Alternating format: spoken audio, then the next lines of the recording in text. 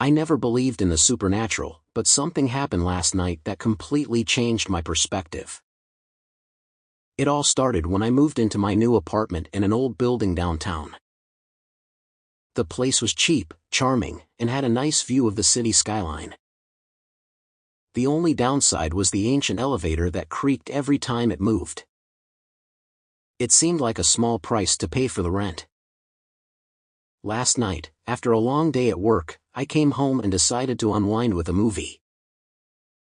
Around midnight, my phone buzzed with a notification. It was an email from an address I didn't recognize, midnightmysteries@unknownmail.com.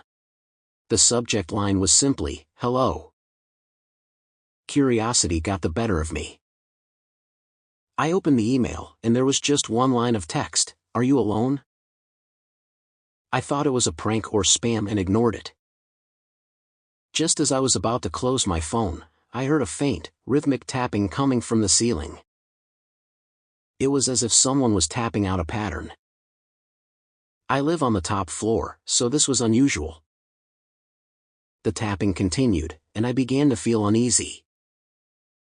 I sent a quick reply to the email, jokingly asking if they were responsible for the noise. To my surprise, the response came almost instantly, "Listen carefully." The tapping stopped for a moment, then started again.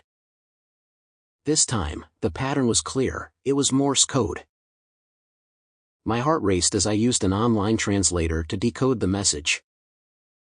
It read, "Help me." Panic set in. I decided to call the building manager, who, after a few moments of confusion, agreed to come by and check the building's attic space. When he arrived, I followed him up the creaky ladder to the attic. The door was locked, but with some effort, he managed to force it open. Inside, we found nothing but old storage boxes and dust. However, the tapping had stopped. The manager looked at me, puzzled. "There's nothing up here," he said. "Are you sure you heard something?" Before I could answer, my phone buzzed again. It was another email, this time from the same address. The message was chilling. The message was meant for you. Trust no one. My mind was racing. I wasn't sure if I should be worried about a potential intruder or if it was all just an elaborate hoax. The building manager, clearly noticing my distress, suggested that I stay somewhere else for the night. I took his advice and stayed at a friend's place. This morning, when I returned to the apartment, there was no sign of anything out of the ordinary. The tapping had not resumed, and the email address had been deactivated. I still don't know what happened last night. Was it a prank? A glitch? Or something more sinister?